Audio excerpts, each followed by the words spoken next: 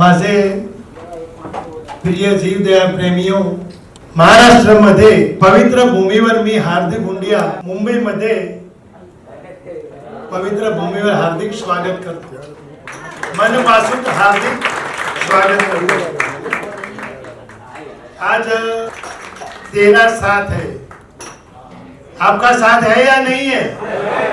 क्योंकि आज 13/7 है, हर तारीख ही ऐसी है।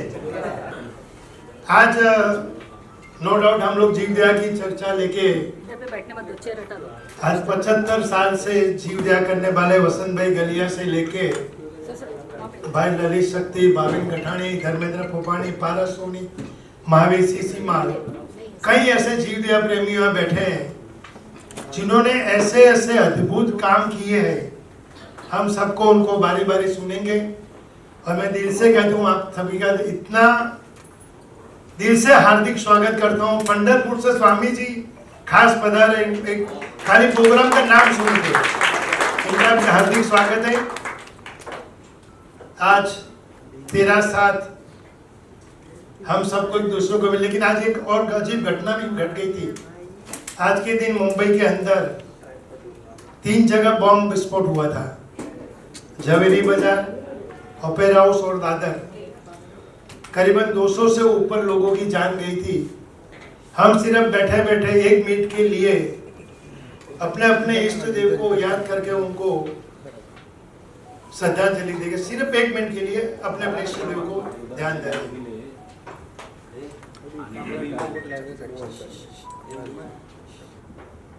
धन्यवाद।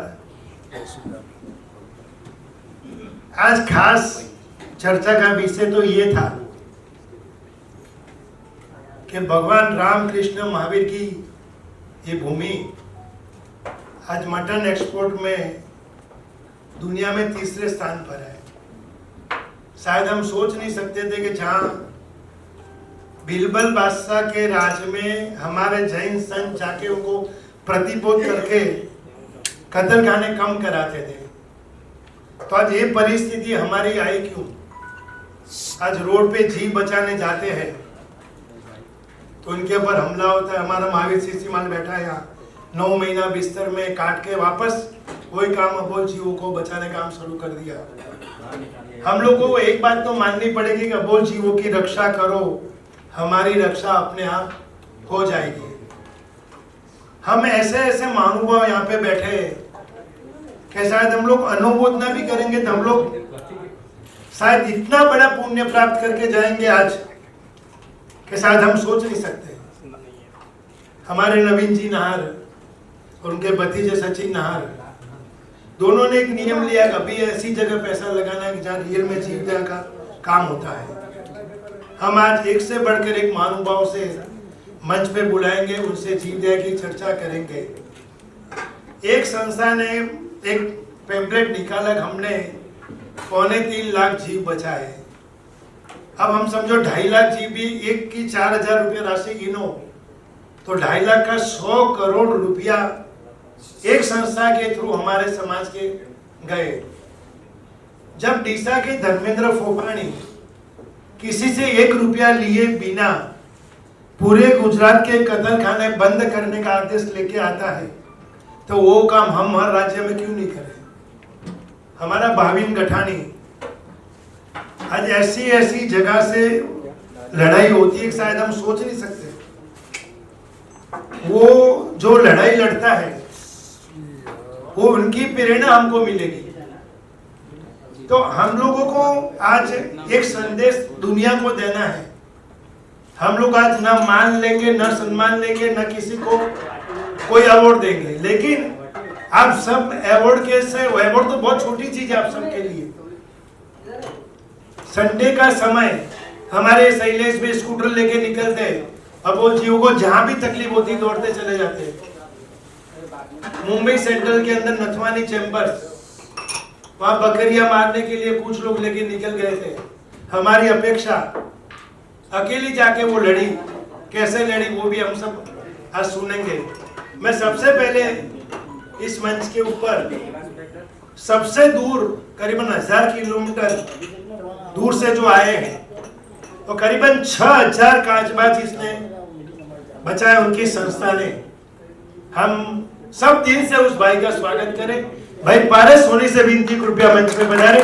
पारस का दिल से जोरदार तालियों से स्वागत करें। आओ पारस। और पत्रकारिता का मतलब एक ही उसूल होता है कि सवाल खड़े करना है, ऐसे ही मतलब पहचान होती है। लेकिन आज हार्दिक भाई ने एक अलग नया मतलब रास्ता लिया है कि सवाल नहीं समाधान शोधेंगे। बहुत ही आपका धन्यवाद है हार्दिक भाई। कछुए की मतलब हार्दिक भाई ने बात की है, तो मैं धानेरा से बिलोंग करता हूँ। गुजरात का नॉर्थ साइड का एरिया है और वहाँ पे कोरोना के टाइम में एक हम फूड पैकेट और खाना खिलाने का सब काम कर रहे थे। और उसी टाइम डिस्सा के आज हमारे बीच नहीं है भरत भाई कोठारी और उनके साथी मित्र धानेरा आए और उन्होंने बताया कि हमें ऐसा न्यूज़ मिला है कि धानेरा में कुछ तालाब एक सूख गया है और उसमें बहुत सारे कछुए हैं और लोग उसको मार रहे हैं और उसकी तस्करी कर रहे हैं तांत्रिक विधि के लिए वो ले जा रहे हैं। तो मैं भरत भाई और उनके साथ जो आए थे हम सब उसी जगह पर गए और देखा तो वही ये उन्होंने जो बताया था वही सवाल था वहाँ पर। तो फिर भरत भाई वहाँ से चले गए। फिर रात को हमारी जो टीम थी, हमारे जो धानेरा में बहुत बड़े मतलब वॉलंटियर्स का बहुत बड़ा टीम है, तो रात को हम साथ इकट्ठे हुए और इसको कैसे बचाया जाए वो हमने सोचा। और कछुए एक ही कंडीशन में बच सकते हैं, पानी हो तो। अगर तालाब सूख गया है तो कछुए ऊपर ऊपर चलेंगे और लोग उसको पकड़ के ले जाएंगे या मारेंगे या तस्करी करेंगे। अगर पानी रहेगा तो हम सबको अनुभव है जो गांव में है उनको कि कछुए अगर पानी में है तो वो हमें पकड़ने नहीं देते, वो पानी में और वो कीचड़ में चले जाते हैं। तो फिर हमने उस टाइम कोरोना का समय था तो हमारे साथ सुधार समाज के लोग जुड़े और उन्होंने बोला कि हमारे जो ट्रैक्टर है हम आपको दे देंगे, क्योंकि ट्रैक्टर अभी हमारा काम धंधा बंद थे, सभी बंद पड़े हैं। और हमने जो मंडप एसोसिएशन होता है उनको बुलाया तो उन्होंने बोला हमारे पास टैंकर है, टैंकर आपको दे देंगे, पानी के टैंकर। तो हमने उसी रात को 40 ट्रैक्टर और 40 टैंकर की पेयर तैयार की और वॉलंटियर हमने व्हाट्सएप ग्रुप से इकट्ठा किए कि जो ट्रैक्टर चलाना चाहते हो, और सभी लोग आ गए। और दूसरे ही दिन उस टाइम 1 मई था, गुजरात स्थापना दिन था मुझे याद है। तो उसी दिन से पहले दिन से हमने आसपास के जो खेत वाले जो लोग हैं उनको हमने मिलना स्टार्ट किया कि आपके खेत से एक एक टैंकर हमें भरने दो। एक एक टैंकर हमने वहां से भरे और वो तालाब में डालना स्टार्ट किया। पहले दिन हमने 200 टैंकर डाले और तालाब है थोड़ा सा भर गया और उसमें जो कछुए आसपास के जो भेड़ बकरियां है, टिटूड़ी वगैरह सब जो पंछी होते हैं वहां पे पानी पीना है, हमें देख के मतलब बहुत आनंद हो गया। और फिर ऐसे लगातार रेगुलरली पहले दिन हमने 200 टैंकर डाले और फिर जैसे ही रोज के 50 टैंकर 60 टैंकर 50 टैंकर 60 टैंकर जैसे जरूरत पड़ी वैसे लगातार 2 महीने तक हम डालते रहे, मई और जून महीने में। और जुलाई महीने में जब बारिश आई तो भगवान ने वो तालाब भरा और हमें हार्दिक भाई का बहुत ही सपोर्ट मिला उस टाइम। वहाँ के जो लोकल लोग हैं, लोकल जो ट्रैक्टर वाले, टैंकर वाले और गांव के जो खेत वाले हैं, मैं एक रियलिटी बताना चाहता हूँ कि जीवदया के प्रति हमारा जो भाव है इससे ज़्यादा भाव खेडूतों का कैसा था उस टाइम। हमारा जो बनासकांठा का जो एरिया है धानेरा का, यहाँ पे 1200 फुट पे पानी है अंडरग्राउंड। तो अगर उनको पानी की एक टंकी भरनी है उनके खेत में तो आधा घंटा पोपानीसर लगता है और आधे घंटे में वो पानी भर के अपने जो पशु है उनको पालने के लिए वो घास चारा उगाते हैं उनारे का मतलब गर्मी का मौसम में। तो उसी टाइम वो तैयार हो गए और हमें टैंकर भरने के लिए कछुए के लिए उन्होंने 1-1 घंटा वो बोरवेल चलाया और टैंकर देके पानी दिया।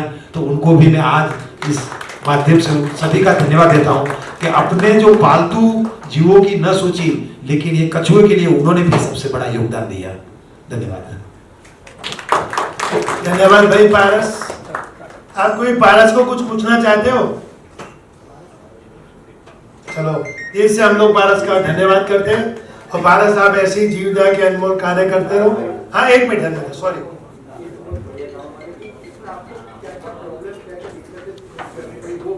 यस हाँ बहुत सही सवाल भाई धर्मेंद्र आपने कहा कि भाई पारस ये काम में प्रॉब्लम तो जो सेवा काम करते हैं उनको प्रॉब्लम उन लोगों से नहीं आती जो काम करते हैं, क्योंकि उनको पता होता है कि कितनी दिक्कत पड़ती है फंड में काम करने में। लेकिन जो लोग ये काम नहीं करते, सिर्फ दिखावा करते हैं, वही लोग प्रॉब्लम खड़ी करते हैं। हमारे साथ भी ऐसा हुआ था, हम काम कर रहे थे, हमें पता नहीं था और शायद 18 मई को हमारे पास हार्दिक भाई ने एक न्यूज़ कटिंग भेजा तो पता चला। तो हम जो काम कर रहे हैं उस काम का हेडलाइन था कि मैं नाम बोलूँगा, किसी को कोई आपत्ति ना हो तो ठीक है। ठीक है कि ये पारस आपके लिए केस लड़ने के लिए वकील तैयार है। ये महाराज साहब की प्रेरणा से ये काम हुआ है और इन लोगों ने सपोर्ट दिया, इन लोगों ने यहाँ पे काम किया है। और जिन लोगों के नाम लिखे हुए थे वो तो न तो धानेरा आए थे, न उन्होंने 1 रुपये का योगदान दिया था और नहीं हमारे हमको प्रेरणा दी थी काम करने की। और फिर ये न्यूज़ सुने, फिर वो दूसरे रखेवाल न्यूज़ में भी आए और फिर उन्होंने सच्ची घटना के लोगों को जानकारी दी। धन्यवाद। कोरोना के समय आपने जो काम किया है तो उसमें प्रशासन से सहयोग मिला या नहीं मिला? हो गया भाई, प्रशासन वाला बहुत बड़ा हमारा कॉन्फ्लिक्ट हुआ था, क्योंकि कछुए हमें जो दिखते हैं वो बड़े होते हैं, मतलब हथेली की साइज से बड़े, लेकिन उनके जो बच्चे होते हैं एक कॉइन के साइज के होते हैं, छोटे छोटे। हमारा 7वां दिन था पानी भरते हुए, 7 मई का, और उस टाइम फॉरेस्ट डिपार्टमेंट, एसडीएम और हमारे जो एसीएफ होते हैं, जो फॉरेस्ट की कुछ डिग्री होती है, वो सब लोग वहां पर आए और उनका डिपार्टमेंट का बुरा दिख रहा था न्यूज मीडिया में। तो इसी वजह से वो लोग आए, एक टैंकर लेके आए पानी का, मतलब बैरल आता है, बैरल लेके उनकी गाड़ी लेके आए कि हम कछुओं को यहाँ से पकड़ के हम शिफ्ट कर देंगे सीपू डैम में। लेकिन मैं कछुओं के बारे में जितना जानता हूँ, उस टाइम जो मैंने स्टडी किया था उससे पता चला कि कछुए का अगर हैबिटेट चेंज हो जाए, उसका पानी चेंज हो जाए, तो तुरंत ही वो दूसरे दिन मर जाएगा। वो ले जाएंगे तो क्या करेंगे ऑन रिकॉर्ड, वो बता देंगे हमने 50-60 कछुए ले लिए और न्यूज में और रिपोर्ट कर देंगे कि हमने सारे कछुए को शिफ्ट कर दिया। लेकिन हम चाहते थे कि कछुए तो जाए, लेकिन कछुओं के साथ वो बच्चे भी जाने चाहिए, शिफ्ट होने चाहिए। लेकिन उन्होंने मना कर दिया कि हम बच्चे को नहीं कर पाएंगे। इसलिए हमने प्रशासन को लिखित में दिया कि जब तक बारिश नहीं आएगी तब तक पानी हम वहां पे भरेंगे। 2 महीने लगातार पानी भरा। उसके बाद में हमारी संस्था ने 16 लाख रुपया खर्चा करके, चैरिटी डोनेशन कलेक्ट करके वहां पे गवर्नमेंट का बोरवेल हमने बनवाया। और उसके साथ वो जब भी पानी नहीं होता तो आज दिन तक उस तालाब में गर्मी में वही बोरवेल से पानी चलता है और थोड़ा सा ऐसे खाबूचिया जैसा बोल सकते हैं, वैसा पानी 24 आवर रहता है ताकि वो कछुओं को जिंदा रह पाए। बहुत बहुत धन्यवाद पारस, हम लोग सब आपके साथ ही है। कहते हैं कि कनिष्क अंगुल पे गोवर्धन पर्वत झीलकर हजारों की जान बचाने वाला भगवान श्री कृष्ण का ये देश, और ये देश में जब जीव दया के काम करते कैसे कैसी तकलीफें हमें पड़ती है कि जो जीव दया के प्रति भक्ति, ऐसे वसंत भाई गलिया से विनती कृपया मंच पे बता रहे। वसंत भाई ने अनाप शनाप जीव दया के काम किए हैं, इनका जोरदार तालियों से स्वागत करें। वसंत भाई की बीच में ऐसी बात हुई, 3-3 हजार गाय एक साथ जिन्होंने आरे कॉलोनी में छुड़ाई थी। मुंबई में एक ऐसा माहौल बन गया था, कभी भी कोई भी जीव दया का काम हो तो भाई वसंत भाई गलिया को बुलाओ। आज वो वसंत भाई हमारे साथ, इनका जोरदार तालियों से हम लोग स्वागत करें। सभी जीव दया प्रेमी को मेरा प्रणाम। हार्दिक भाई जैसे मुझे बोलने को नहीं आता है, हार्दिक भाई ने जरा बताया, ज्यादा बता दिया। 75 साल का पहला मैं नहीं हूँ, मैं हार्दिक से छोटा हूँ और मेरे को बड़ा बना दिया। मेरे को तो और बहुत काम करने हैं हार्दिक भाई, अभी तो मैं जवान, बहुत काम भी हार्दिक भाई को मालूम भी है। बहुत सारे अनुभव हो गए इतने साल से हमारे साथ। अरविंद छेड़ा, धीरज भाई छेड़ा हमारे साथ है। अरविंद छेड़ा जोगेश्वरी आरे कॉलोनी के बाजू में रहते हैं, जोगेश्वरी से पीछे से जाने का आरे में। अरविंद भाई का एक दिन सुबह फोन आया कि वसंत भाई आरे कॉलोनी में कहीं चाली રહ્યું છે, કઈ ગડબડ છે અને કતલ ખાનાના બધા લોકો ત્યાં આવીને રાઉન્ડ મારે છે, કંઈક બી અહીંયા રંધાઈ રહ્યું છે। तो नानावटी थी आरे कॉलोनी में मैं आया और देखा हम लोग ने, मैं और अरविंद जरा खड़ा रह जा, मैं और ये अरविंद छेड़ा दोनों जन सिर्फ हम लोग आके, अरविंद ने बोला 2-4 दिन से मैं इधर राउंड मारता हूँ, कुछ तभी गड़बड़ चालू है, ये सब गाय कत्ल खाने चले जाएंगे। अपनी हस्ती नहीं है जो ये काम करने की, भगवान अपने को निमित्त बनाता है और भगवान ही कार्य पूरा करता है। बोला वसंत भाई गलिया ने किया तो ये शक्य नहीं है।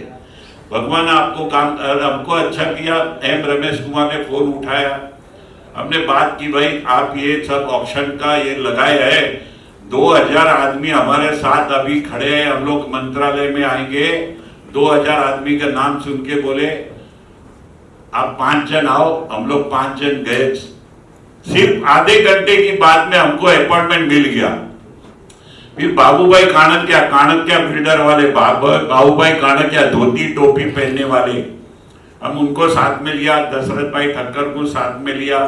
हम एम रमेश कुमार के साथ मिले, उन्होंने सब बताया कि ऐसे ऐसे बात है। तो जो बुक वैल्यू से एक गाय हमको 1500 रुपया, 2000 ऐसे करके 3000 गाय मिली। हम लोग ने सब पांजरा, बहुत स्टोरी तो बहुत लंबी है लेकिन टाइम भी नहीं है, स्टोरी बहुत लंबी है। हम लोग ने 3000 गाय, मेरे साथ धीरज भाई छेड़ा, एकलवीर खड़े, एक बार खड़े रहो, जोरदार तालियां होगा। अरविंद छेड़ा, हम लोग 1 महीने तक आर्य कॉलोनी में सुबह जाते थे, रात को 9-10 बजे आते थे। 1 महीने हम आर्य कॉलोनी में खटिया रह के उधर ही सोते थे, उधर ही खाते थे, उधर 1 महीने तक।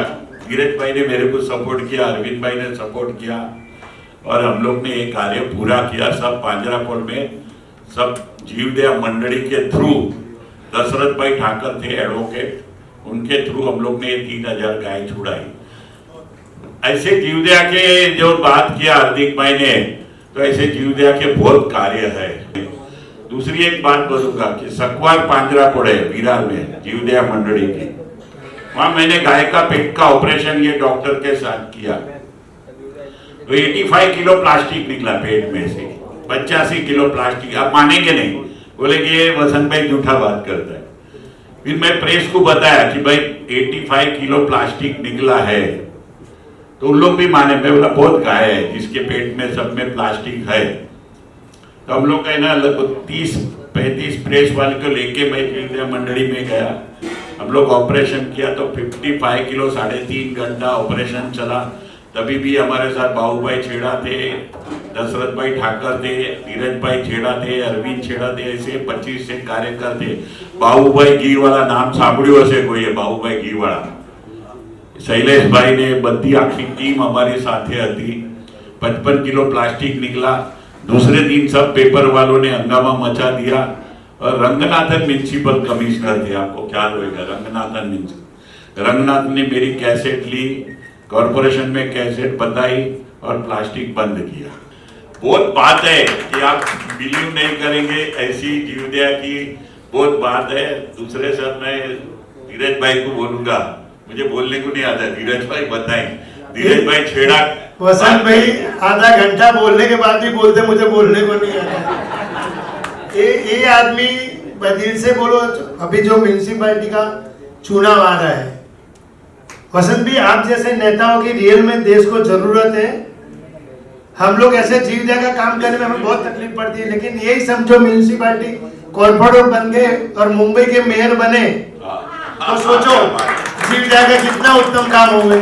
मैं समझी उनको बोला कि भाई कैसे भी करके प्रोग्राम, आज सचिन और नवीन जी दोनों ही प्रोग्राम में आज हमारे साथ हैं।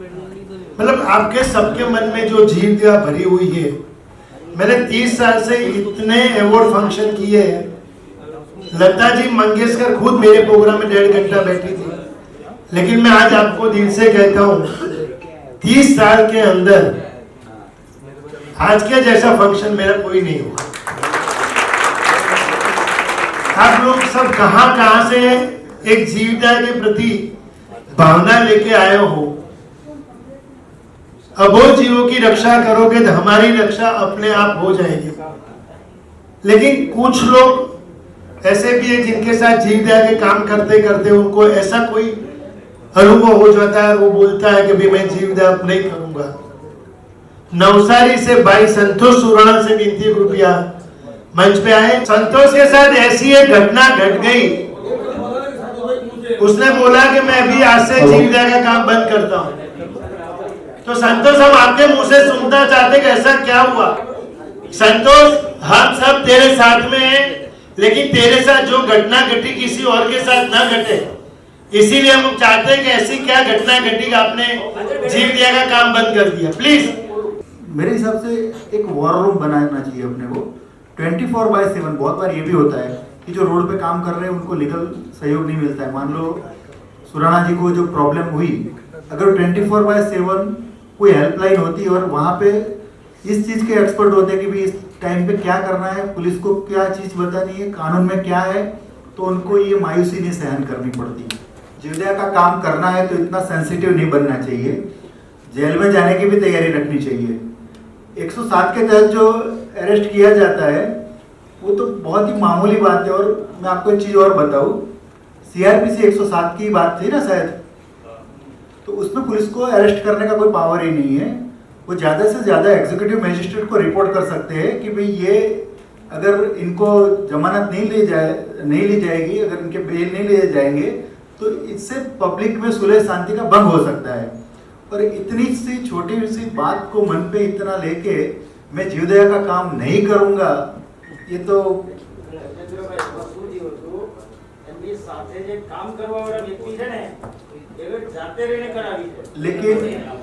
लेकिन इसमें गलती किसकी? निर्दोष जीवों की तो कोई गलती। 105 लगाई। मैं क्या बोल रहा हूँ कि निर्दोष जीवों की तो कोई गलती नहीं है। और अगर ये काम करने निकलते हैं तो ये तो तैयारी रखनी पड़ेगी कि मर्डर भी हो सकता है, लूट का केस भी बन सकता है, कोई मर गया तो 302 भी लग सकता है।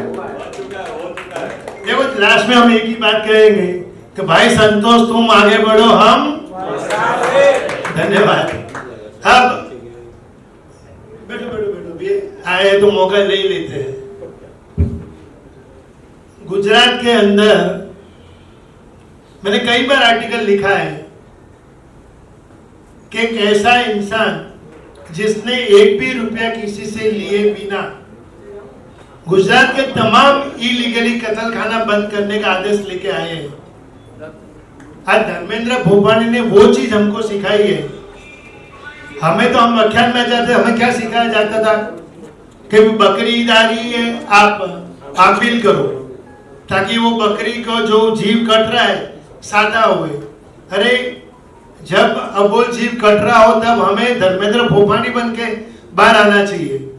तो धर्मेंद्र भोपानी किस तरह से ये जीवों को बचाए, किस तरह से उन्होंने कोर्ट के अंदर जो काम किया वो देश के हम हर राज्य के अंदर करें तो आज अरबों रुपये का जो खर्चा करके हम जीवों को बचा रहे, शायद भाई धर्मेंद्र भोपानी की राह पर हम चलेंगे तो समाज के करोड़ों अरबों रुपये बचेंगे, अबोल जीवों भी बचेंगे और कसाईयों को जो धंधा हम दे रहे हैं वो भी बंद होगा। तो आइए धर्मेंद्र भोपानी का जोरदार तालियों से स्वागत करें।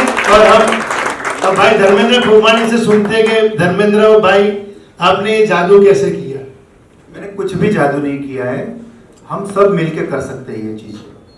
आप में से कोई बताएगा कि मुंबई में रोज कितने जीवों की कत्ल होती होगी, जिसमें चिकन भी आ गया, बकरे भी आ गए, पाड़े भी आ गए, कितने जीवों की कत्ल होती होगी? 40,000 जीवों की कत्ल अगर हो रही है और हम बकरे ईद पे पैसे दे के कसाई को एक जीव जिसकी कत्ल इस्लाम के तहत मंजूरी नहीं होती है, कबूल नहीं होती है, ऐसा जीव जिसका पैर टूटा हुआ है उसको फोटो खिंचवा के सोशल मीडिया में भेजते हैं कि भाई हमने बेचारे इस निर्दोष जीव को जिसका पैर भी टूटा हुआ है उसको बचा लिया, कल इसकी कत्ल होने वाली थी। हमको ये नहीं पता है कि इस्लाम में भी कुछ नियम बने हुए हैं, किसकी कत्ल कुर्बानी होगी तो वो मंजूर होगी। वो कसाई को हम धंधा देने का काम करते हैं। लेकिन मैं आपको एक सीधी सी बात बताता हूँ, इसमें कोई जादू वाली बात नहीं है, बिल्कुल सिंपल। हम लोगों ने इतना बड़ा पाप कर रहे हैं हम लोग, क्योंकि हमारे पास शक्ति होने के बावजूद भी हम काम नहीं कर रहे हैं। 2012 में सुप्रीम कोर्ट ने एक ऑर्डर पास किया है, कहीं पर भी अनऑथोराइज तरीके से एक भी कत्ल हो रही है तो उसको उस जगह को क्रैक डाउन करना है इमीडिएटली। ये 2012 का जजमेंट है, सुप्रीम कोर्ट का है। इस जजमेंट के ऊपर सुप्रीम कोर्ट ने ये भी बताया कि हर एक स्टेट में हाई लेवल कमेटी बनानी है और उस कमेटी को ये काम करना है। मेरे ध्यान में 2018 के अराउंड ये जजमेंट आया। मैंने बहुत सारे जो जीवदया के रेगुलर काम करते थे, बड़ी बड़ी संस्थाएं चलाते थे, ऐसे लोगों को बताया कि आप अगर ये करते हो तो पूरे देश में कत्ल खाने बंद हो सकते हैं। कुछ लोगों ने इसको मजाक में लिया, कुछ लोगों को ये लगा कि अगर ये करेंगे तो हमारा धंधा बंद हो जाएगा, क्योंकि हमको तो फंड सबसे इकट्ठा करना है, और स्लॉटर हाउस ही बंद हो गए तो हम फंड कहाँ से लेंगे, किससे लेंगे, किस नाम पे लेंगे। ये बहुत बुरी लगने वाली बात है, लेकिन बहुत से लोगों ने तो जीवदया को धंधा भी बना के रखा है। तो बहुत से लोगों से बात हुई, लेकिन कोई भी संस्था वाला ये कोई करने को तैयार नहीं था। फिर मैंने सोचा कि चलो मेरा तो ये सब्जेक्ट है, मुझे क्यों किसी के ऊपर भरोसा रखना और करना, अपने से जो होता है करना चालू करो। मैंने सब रिप्रेजेंटेशन भेजना स्टार्ट किया, आरटीआई करके आज तक क्या क्या गुजरात में काम हुआ है, कौन से एजेंसी ने क्या किया है, सुप्रीम कोर्ट के ऑर्डर का किस तरह से पालन हुआ है, नहीं हुआ है, ये सब इकट्ठा करना स्टार्ट कर रहे। उसके बाद हर एक मतलब जो भी अथॉरिटी होती है इसके लिए अपने को एक चीज समझ लेनी चाहिए कि अगर सत्ता में जो है राजकारणी है, उसका कोई धर्म नहीं होता है, उसका सिर्फ एक ही धर्म होता है, राजकारण। हमने मतलब ये सोचा कि चलो जैन कोई है अच्छे पोस्ट पे बैठा है, उसको बताएंगे तो वो ये करेगा, लेकिन कुछ नहीं हुआ। उसके बाद मैंने हाईकोर्ट में PIL लगाई, शायद इस तरीके की सबसे पहली PIL होगी जिसमें कानून की धज्जियां उड़ने वाली बात थी कि सुप्रीम कोर्ट का ऑर्डर है उसका पालन करवाने के लिए गुजरात हाईकोर्ट में PIL हुई। हमने PIL में कहीं पर भी ये नहीं बताया कि हम जीवदया प्रेमी है, हमको ये कत्ल होने से दुख होता है। हमने दूसरा एंगल लिया, फूड सेफ्टी का जो है नॉर्म्स उनका ये पालन नहीं कर रहे, पॉल्यूशन के नियमों का पालन नहीं कर रहे, क्रुएल्टी एक्ट के नियमों का पालन नहीं हो रहा है, IPC की जो प्रोविजन है उसका पालन नहीं हो रहा है, तो आप कानून का पालन करवाइए, और सुप्रीम कोर्ट ने ये बोला है इसलिए पालन करवाइए। इस तरीके की PIL हुई। गवर्नमेंट ने उसमें रिपोर्ट फाइल किया कि हम तो बहुत ही अच्छे से काम कर रहे हैं, कुछ भी नहीं हुआ है। अभी मेरे सामने एक दिक्कत ये थी कि मुझे ग्राउंड लेवल से इंफॉर्मेशन चाहिए थी, फोटोग्राफ्स चाहिए थे, वीडियो चाहिए थे। मैंने बहुत सारे जीवदया प्रेमियों को कॉल किया कि अगर आपके पास कुछ भी डिटेल ऐसी है आप मुझे इकट्ठा करके दीजिए। कहीं से एक भी डिटेल मुझे नहीं मिल रही थी। फिर बदमाशों के साथ बदमाशी करनी पड़ती है, बहुत सज्जन रह के भी कोई फायदा नहीं होता है। मैंने कसाईयों को बुलवाया, एक कसाई को बुलाया कि भी मुझे पता लगा कि वो कुछ फाइनेंशियल ट्रबल में है। उसको बोला तेरे पर कितना, तू ब्याज कितना भर रहा है, कितना पैसा चाहिए तेरे को बता। उसने बोला एक अमाउंट उसने बोली, बोला ये पकड़ चल, तेरा पूरा जो टेंशन है वो तू खत्म कर ले। अब तेरे को धंधा करने के लिए कितना पैसा चाहिए, लेकिन कंडीशन एक है, तेरे को जो धंधा करना है वो कसाई वाला धंधा नहीं करना है। और अगर तेरा जो धंधा तू नया धंधा करेगा उसमें नुकसान होता है और तेरा घर चलाने में तेरे को दिक्कत आती है तो मेरे से पैसा ले जाना। वो बहुत खुश हो गया। फिर मैंने उसको बिठाया कि चल ये कागज और पेन पकड़, मुझे ये बता कि गुजरात के कौन कौन से इलाके में स्लॉटर हाउसेस चल रहे हैं, कहाँ पे मटन शॉप चल रहे हैं, कौन से मटन मार्केट है, कहाँ पे टेंटेटिव कितनी मटन शॉप है। उसने मुझे पूरा लिस्ट बना के दे दिया, दिल से बना के दिया। मैंने वापस एक रिप्रेजेंटेशन भेजा गवर्नमेंट को कि इतने इतने एरिया में इतना इतना ये सब हो रहा है और सब इलीगल है। आपको जान के ताज्जुब होगा, जो भी गुजरात से बैठे हैं उनको भी, पूरे गुजरात में कितने स्लॉटर हाउस होंगे, रजिस्टर्ड स्लॉटर हाउस कितने होंगे, किसी को अंदाजा है कोई?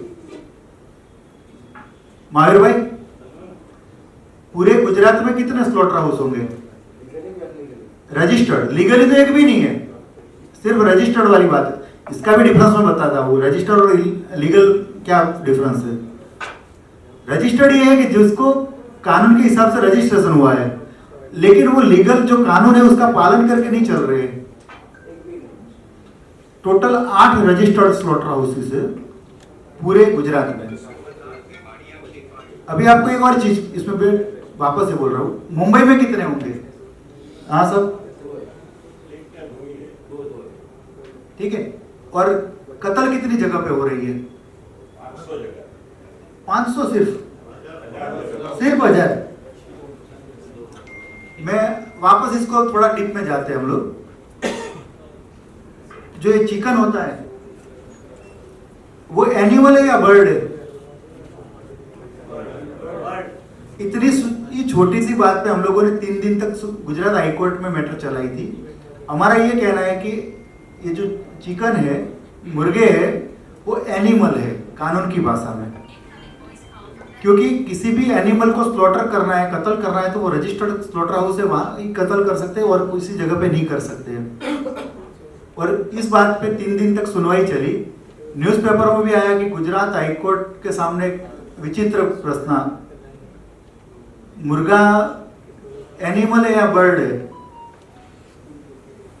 ये हंसने वाली बात लगती है, लेकिन करोड़ों जीवों के भविष्य का इसमें था। कानून में ऐसा है कि any living creature except human being is animal. Animal की जो डेफिनेशन है आईपीसी में, जो अभी नया जो कानून बना बीएनएस, उसमें भी यही है, फूड सेफ्टी एक्ट में भी यही है और क्रुएल्टी एक्ट में भी यही डेफिनेशन है। तो हम लोगों ने ये डेफिनेशन पकड़ी और उसके ऊपर सुनवाई हुई। तो ये तय हुआ कि अगर मुर्गे की भी कत्ल करनी है तो आपको पूरे नियम है उसका पालन करना पड़ेगा। रजिस्टर्ड स्लॉटर हाउस में ही कर सकते हो, कहीं पे भी आप दुकान में जो कत्ल चल रही है वो नहीं चल सकता। और उसके नियम ऐसे है कि अगर उसका पालन करना है तो नियर टू इम्पॉसिबल है, क्योंकि पॉल्यूशन के बहुत सारे स्ट्रिक्ट इसके रूल्स रेगुलेशन है, फूड सेफ्टी के भी बहुत स्ट्रिक्ट रूल्स रेगुलेशन है। तो एक पॉइंट ऑफ व्यू एक ऐसा भी आया एक बार कि कसाई लोग आए हाई कोर्ट में कि भाई ये तो हमारा राइट टू फूड का जो फंडामेंटल राइट है, हमको क्या खाना क्या नहीं खाना वो तो हमको फंडामेंटल राइट मिला है, उसके ऊपर आप ऐसे एंक्रोचमेंट नहीं कर सकते हो। तो उस टाइम हम लोगों ने थोड़ा ट्विस्ट किया मैटर को। हमने बोला हम मना कर ही नहीं रहे, जिसको जो खाना है वो खाए। बहुत से जीवदया प्रेमी को तो ये लगेगा यार नॉनवेज खाने की आप वकालत कर रहे हो क्या, लेकिन वहाँ स्ट्रेटेजी कैसा था कि हमने ये बोला कि हम ना खाने के लिए बोल ही नहीं रहे, हमारा तो कंसर्न उनकी सेफ्टी का है, उनको हाइजेनिक फूड मिलना चाहिए, जिनको खाना है नॉनवेज भी खाना है उनको हाइजेनिक खाना मिलना चाहिए। आप लोगों को रूल्स को ब्रीच करके अनहाइजेनिक खाना खिलाने का कोई राइट ही नहीं मिलता है। तो इन सब चीज़ों पे हाईकोर्ट में सब हर एक पॉइंट पे ऊपर वाले की भी दया है कि हर एक पॉइंट पे पॉजिटिव मिला अपने को। मैंने जब ये चीज़ रखी, वो कसाई से जो डिटेल ली थी वो हाईकोर्ट में फिर रखी कि मैंने गवर्नमेंट को ये रिप्रेजेंट किया है, ये इस जगह पे ये चल रहा है, लेकिन गवर्नमेंट ने कुछ नहीं किया है। तो गवर्नमेंट प्लीडर ने ये आर्ग्यू किया कि इन्होंने ऐसे ही रैंडम दे दिया कि यहाँ पे ये चल रहा है, यहाँ पे ये चल रहा है। हाईकोर्ट ने ये ऑब्जर्व किया कि जो एप्लीकेंट है उसने माइक्रो लेवल का डिटेल दिया है कि इस डिस्ट्रिक्ट के, इस शहर के, इस एरिया में इतनी दुकान चल रही है। आपकी म्यूनिसिपल कॉर्पोरेशन को कहीं पर भी एक ईंट लगती है तो अधिकारी को पता लगता है कि यहाँ पे एक ईंट लग रही है और वो हफ्ता लेने के लिए चले जा रहे हैं। हाईकोर्ट ने ये सुनवाई के दौरान कहा और जजमेंट में भी ये लिखा है। अभी बम्बई में जो है एक ही कत्ल खाना है या 2 ही कत्ल खाना है, देवनार है और दूसरा कौन सा मुझे नहीं पता है, लेकिन बाकी कहीं पर भी जितनी भी कत्ल हो रही है सब इलीगल हो रही है। अगर हम सब मिलके थोड़ा ग्राउंड लेवल पे काम करें, ऐसा नहीं है कि डिटेल ऐसा आ गया अपने पास सुप्रीम कोर्ट का जजमेंट है और ये हम चले गए हाई कोर्ट पर, हाई कोर्ट हमको एंटरटेन कर लेगा। उसके पहले हमको बहुत सारा होमवर्क करना पड़ेगा। बहुत बार ये भी होता है कि बहुत उत्साह में आके कुछ संस्थाएं PIL लगा लेते हैं, न्यूज़पेपर में दे देते कि हमने ऐसी PIL कर ली, उसका रिजल्ट क्या आया वो कभी नहीं बताते, क्योंकि बिना तैयारी के हाईकोर्ट जाते हैं। हाईकोर्ट यही बोलती है कि आप जिनको रिप्रेजेंट करना है उनको तो करिए, डायरेक्ट हमारे पास क्यों आ जाते हो। अगर वो नियम का पालन नहीं करवाते फिर हम सुनेंगे आपको, लेकिन किसी को होमवर्क नहीं करना है, इसके पीछे नहीं लगा रहना है। बहुत बार तो ये होता है, सब जीवदया प्रेमी बैठे, बहुत सारे को ये एक्सपीरियंस भी होगा कि अपने यहाँ कंधे से कंधा मिला के काम करने की सिस्टम ही नहीं है, टांग खींचने की ज़्यादा सिस्टम है। महावीर भाई ने काम कर लिया तो महावीर भाई को सपोर्ट नहीं करना है, महावीर भाई की लिट्टी छोटी करके मैंने ज़्यादा काम किया ये दिखाना है अपने को। अपना कंसर्न ये होना चाहिए कि जीवों की रक्षा होनी चाहिए, ना कि अपना नाम या अपने फंड के लिए काम करना। और मैं तो ये बोलूँगा, कभी कभार ये लगता है कि थोड़ा नुकसान भी होगा इस चीज़ से, लेकिन जो इस तरीके से काम करते हैं उनको खुला भी बाहर भी लाना चाहिए कि क्या कर रहे हो। अभी ये बकरी ईद पे मैंने एक आर्टिकल लिख के सोशल मीडिया में भेजा था, हार्दिक भाई ने भी बहुत वायरल किया था उसको। उसमें ये चीज़ थोड़ी स्ट्रेटेजी भी बनानी पड़ती है। मैंने ये बताया था कि भाई आप लोग जिस तरीके से कसाईयों से पशु ले रहे हो, इस्लाम में जिस पशु की कुर्बानी कबूल नहीं होने वाली ऐसे पशु आप खरीद रहे हो, तो उनसे उनकी ताकत बढ़ती है और वो कुर्बानी में जिस तरीके के पशु होंगे वो खरीद के उसकी कुर्बानी करेंगे। मुझे कुछ संस्थाओं से फोन आए, करे यार आप ऐसा कर रहे हो तो लोग हमको मना कर रहे हैं कि हम पैसा नहीं देंगे। गलत क्या है? आप पब्लिक के साथ, अपने समाज के साथ ये छेतरपिंडी का धंधा ही बंद कर दो ना। आपको ये बोल के पैसे इकट्ठा करने की जरूरत क्या है कि हम कसाईयों से पैसे लाते हैं। फिर हार्दिक भाई ने बताया हुआ कि फिर जो पिछले साल तक ये था कि भाई हम कसाई से पशु छुड़वा के लाते, उन लोगों ने ऐसा मार्केटिंग किया कि भाई हम तो कसाई से नहीं छुड़वाते, हम तो जो लोग रोड पे आके काम कर रहे हैं, जो संस्थाएं काम कर रही है, पांजरापोल काम कर रही है, उनको ये फंड इकट्ठा करके देते हैं। कल तक जो ये बोलते थे कि हम कसाई के हाथ से पैसे दे के छुड़वा के लाए और बकरी ईद पे इसकी कत्ल नहीं होने दी। तो अपने को बहुत ही सिंपल तरीके से काम करेंगे ना। देखो मैंने कोई बड़ा काम किया था ऐसा मुझे नहीं लगता। वसंत भाई ने भी जो बताया ना कि ऊपर वाले की मर्जी होती है, वही काम होता है। मैंने कब ये काम कर लिया वही मुझे पता नहीं लगा। कोई भी बड़ा कदम उठाने के लिए छोटा कदम पहले रखना पड़ता है। जिस दिन पहली एप्लीकेशन मैंने इसके लिए लिखी थी, मुझे कुछ नॉलेज नहीं था इस चीज का। जैसे जैसे काम करता गया, डीप में गया, दूसरे एंगल भी सोचने लगा। और सबसे बड़ा जीवदया से काम फायदा क्या होता है? हार्दिक भाई ने ये बताया कि मैंने कभी किसी से 1 रुपया नहीं लिया, लेकिन अगर कुदरत को देना है तो वो कितना देता है वो कहाँ पता है? कौन दे सकता है अपने को इतना? तो जो इस चीज में मेरा वकालत का प्रोफेशन है, मैं इस चीज में जैसे जैसे डीप में गया तो मुझे लॉ की अंडरस्टैंडिंग बढ़ती गई। मेरे फील्ड में मुझे बहुत अच्छा काम करने का पूरा नॉलेज मिला। और इतना मतलब मेरा काम करने का तरीका इतना शार्प हो गया कि मुझे मेरे जो दूसरे केसेस वगैरह है उसमें बहुत शार्प तरीके से काम करने लगा। मेरा फी का लेवल जो मैं फीस लेता था, प्रोफेशनल फीस, उसका लेवल भी ऑटोमेटिक बढ़ गया। तो मुझे कितना बेनिफिट हुआ उसका तो कोई कैलकुलेशन ही नहीं है। तो अगर ऊपर वाले को देना है तो कहाँ से देगा? मुझे एक सद्भावना वृद्धाश्रम राजकोट में चला रहे विजय भाई डोबरिया, तो उनसे मिलना हुआ एक बार। उन्होंने मुझे 2 घंटे तक परेशान किया। उन्होंने मुझे ये बताया, बैठे थे कुछ बात चल रही थी, तो मैंने बोला कि मेरा ड्रीम है कि पूरे इंडिया में 2 या 3 साल में मिनिमम 50% स्लॉटर हाउसेस बंद करवाने हैं। तो उन्होंने बोला क्या करना पड़ेगा इसके लिए? तो पास में एक मित्तल भाई करके बैठे थे, उन्होंने बोला कि धर्मेंद्र भाई को 100 करोड़ दे देने पड़ेंगे, वो 10,000 करोड़ का जीवदया का काम करेंगे। तो मैंने ये सहज बोला 100 करोड़ की भी क्या जरूरत है, इतना खर्चा होता ही नहीं है। अगर 10 करोड़ है उसमें से भी पैसे बचेंगे, इसमें तो कोई अनाप शनाप रुपया खर्चा करने की जरूरत ही नहीं होती है। तो परेशान ये हुआ मैं कि उन्होंने मुझे 2 घंटे तक समझाया कि धर्मेंद्र भाई मैं आपको 10 करोड़ भेज देता हूँ और आप ये काम करिए। मेरा ये था कि मुझे 1 रुपया नहीं चाहिए, कुदरत को जो करना है वो कुदरत करवा रही है। और ये काम धीरे धीरे चल रहा है, जिस तरीके से चल रहा है प्रॉपर वे में ही चल रहा है, पैसों की जरूरत नहीं है। आज भी विजय भाई फोन करते, धर्मेंद्र भाई आप कुछ सोचो, पैसा क्यों नहीं ले रहे हो आप? लेकिन मुझे भरोसा है कि अगर मैं पैसा लेके काम करूंगा तो ये जो रिजल्ट इजी मिल रहा है वो नहीं मिलेगा। हाईकोर्ट में जब ऑर्डर पास हुआ कि पूरे गुजरात में जितने भी अनऑथोराइज मीट शॉप चल रहे हैं जहाँ पे कत्ल हो रही है उनको सील किया जाए, स्लॉटर हाउस को सील किया जाए, उस दिन मैं हाईकोर्ट के बाहर आके 1 घंटे तक गाड़ी में चुपचाप बैठा रहा था। मेरा दिमाग सुन्न हो गया था। मैं सोच रहा था इतना बड़ा काम इतना ईजी कैसे हो गया। कुछ मैंने बड़ा काम नहीं किया था, कुछ नहीं था, लेकिन ऊपर वाले की जो मर्जी थी वो हो रहा था। और ये मर्जी अपने को पूरे इंडिया में चलानी है। मुझे लगता है भाई धर्मेंद्र, हम लोग आज देश की ऐसी परिस्थिति है कि आकाश फटाए कारी कहाँ लगाएंगे। धर्मेंद्र की बातें हम लोग करीबन आधा घंटा से ऐसे सुन रहे हैं जैसे कोई एक सुपरस्टार का एक फिल्म, मतलब आज भी हमारी किसी की यूं नहीं हुई है। सब लोग धर्मेंद्र की बात ध्यान से सुन रहे थे। ऐसे तो वकीलों को बोलने की आदत तो होती नहीं है, लेकिन बिना पैसे तो बिल्कुल नहीं होती है। लेकिन आज धर्मेंद्र ने जो नाम क्या है? धर्मेंद्र ही में देखो, ईमेल में और रियल में रात दिन का फर्क है। हम लोग जो धर्मेंद्र ने बातें बताई इसका सॉल्यूशन जीतू भाई 100% है, लेकिन हमको वो मार्ग अभी चेंज करना पड़ेगा। हमको ऐसा लगता है कि रोड के ऊपर जो लाके जीव बचा रहा है और वो खाली अखबार में फोटो देता था, हमको लगता है इससे जैसा तो कोई बड़ा धर्म प्रेमी जीवदया प्रेमी कोई नहीं। लेकिन आप भी रोड पे जाके देखो जो जीवदया का काम करते हैं। आज ये हमारा महावीर 9 महीना बेड पे था, ऐसे ऐसे हमले उसके ऊपर हुए।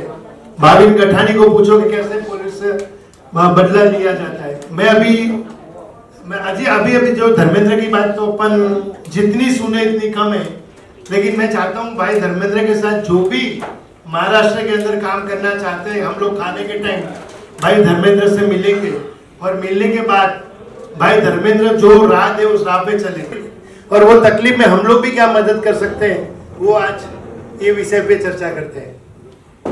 સર્વસાધારણી ભાઈ બહેન અને જય જિનેન્દ્ર, ફર્સ્ટ ઓફ સૌપ્રથમ તો હાર્દિકભાઈ હુંડિયા અને આઈજા ફેમિલીનો હું આભાર વ્યક્ત કરું છું કે એમણે મને આજે અહીંયા આમંત્રણ આપ્યું।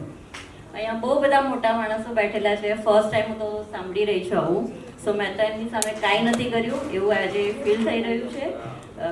ધર્મેન્દ્રભાઈને સાંભળ્યા, મોટાભાઈને સાંભળ્યા, સો મારી સ્ટોરી તો કાંઈ નથી, જસ્ટ નાનું એક એક્શન છે, એ પોતાની જ જીવદયા માટે હતું આઈ કેન સે। તો સૌપ્રથમ તો મહાવીર સ્વામીનો આપણો જે એક ઉદ્દેશ્ય છે, એમનો સિદ્ધાંત છે અહિંસા પરમો ધર્મ, જીવો અને જીવવા દો। સો બસ એ જ પાઠશાળામાં વર્ષોથી શીખેલા હતા, આપણા ફેમિલીમાં મા બાપથી શીખેલા હતા, સો એ જ વસ્તુ ઘોડાયા કરતું હતું। સો જ્યારે મને 5 વાગે સવારે ખબર પડી, सुबह में 5 बजे मुझे पता चला तो अच्छा नहीं लग रहा था अंदर से कि कुछ गलत होने जा रहा है। हमारे ही नियर बाय में 150 अबोल जीवों को ऐसे मारा जाने वाला है। सो बिल्डिंग में जितने थे और जितने भी आजू बाजू में नियर बाय में थे उन सबको इन्फॉर्म किया। सबने अपने अपने तरफ से ट्राई किया, जैसे भाई ने बोला बहुत ही दिक्कतें आ रही है, तो उसी तरह हमारे भी इतने सारे दिक्कतें आ रही थी, तो हर एक जन ट्राई कर रहा था लेकिन कुछ हो नहीं रहा था। तो पुलिस केस भी किया, मेरे हस्बैंड लाइक 2-2 और उनके मित्र लोग और बिल्डिंग वाले भी 2-2 3-3 बजे तक पुलिस स्टेशन में थे, लेकिन कोई प्रॉपर लाइक हाथ नहीं आ रहा था। पॉलिटिशियंस भी आ रहे थे, आश्वासन दे रहे थे, हर एक चीज़ हो रहा था, लेकिन ऐसे ही टाइम जा रहा था तो समझ में नहीं आ रहा था क्या करें। सो हस्बैंड से बात किया, फैमिली से बात किया कि अपने सामने इतना 150 जीवों का होना वो एक ठीक बात नहीं है करके। सो हस्बैंड ने बोला कि चलो लीगली जाते हैं करके। सो उन्होंने तन मन धन से पूरा सपोर्ट किया और हमारी लाइफ एकदम सीधी सादी, न कभी पुलिस स्टेशन गए हैं, न कभी कोर्ट देखा है, न कभी कोई लॉयर से मिले हैं। सो सोचा किससे बात करें, क्या करें। 2-3 लॉयर से मिले, सो उन्होंने बोला कि इतना कम टाइम फ्रेम बचा है कि जिसकी वजह से ये स्टे लाना पॉसिबल ही नहीं है। सिर्फ एकदम याद आया कि हमारे एक मित्र सर्कल में है राजेश भाई बंजारा, उनका बेटा जश बंजारा है। सो दोनों से बात किया, पूरी स्टोरी बताई, उन्होंने बोला अपेक्षा अबोल जीवों का काम है, सो डेफिनेटली अपन वर्क करेंगे और आई एम 100% ट्राई करूँगा कि इसमें अपन सफलता ले सके। सो उसके बाद उन्होंने हाफ एन आवर में सब पेपर वर्क रेडी किया एंड पिटीशन फाइल की, जस्ट हाफ एन आवर बचा था। सो इन दैट ये सब करना बहुत मुश्किल था, then even he did all that things. Court का टाइम 5-6 बजे ख़त्म हो जाता है, कोर्ट ख़त्म हो गई, अभी क्या करें। कल सुबह में बकरी ईद है, आज 5-6 बज गया, हमारा कोई जजमेंट आया ही नहीं है। हमने अपनी तरफ से पूरा ट्राई किया, तो उन्होंने अपना पूरा सोर्सेज लगा के अपना जितना भी नॉलेज था वो सब के हिसाब से उन्होंने रात को कोर्ट बिठाया 7 o'clock, 2 जजेस एंड उनकी 11 वकील की टीम थी। And really appreciate to him कि रात को भी इतना मतलब 8 बजे जजमेंट आया और वो अपने फेवर में आया कि ये स्लॉटर हो नहीं सकता है, रियली अ गुड थिंग। और मेरे साथ में देवेंद्र शाह एंड सुमित सुराना जो मेरे लेफ्ट एंड राइट बन के खड़े थे। सो एक वो भी सपोर्ट सिस्टम था, तो अच्छा लगा। उसके बाद कई धमकियाँ मिली, मेरी गाड़ी को नुकसान हुआ, स्कूटर को नुकसान हुआ, वो सब झेलना पड़ा। लेकिन एक खुशी इस बात की थी कि एक अबोल जीवों को, इतने सारे जीवों को हमने बचाया है और ऐसा कोई सोच भी नहीं था, कुछ भी नहीं था, फिर भी आपने जैसे बोला भगवान ऐसे ही उनका या उनके काम के लिए मुझे निमित्त बना के वो चीज़ किया करके। एंड यस, हार्दिक भाई को अगेन मैं थैंक यू बोलूँगी कि मुझे इधर इतने सारे जन से मिलने का मौका मिला। एंड एक और रिक्वेस्ट थी कि जैसे मैं करना चाहती थी ये काम, लेकिन मुझे कुछ नॉलेज ही नहीं था कि मैं कैसे करूँ, किसकी हेल्प लूँ, किसको बोलूँ। तो एक अपन ऐसा हेल्पलाइन चालू करें कि जिसका नंबर 24 अवेलेबल हो, या एक टीम हो, जैसे धर्मेंद्र भाई ने बोला कि जिसको भी, मेरे जैसे बहुत सारे जन हैं जो करना चाहते हैं लेकिन कुछ नॉलेज नहीं है, सो उनको suggestion physically, mentally and legally हर एक तरह से मिले, सो ये काम बहुत और आगे बढ़ सकता है और अच्छी तरह से हो सकता है। So again same request like Dharmendra भाई ने बोला है, एंड मुझे इतना बोलने का आदत नहीं है, first time this is the stage experience. Once again thank you Hardik भाई।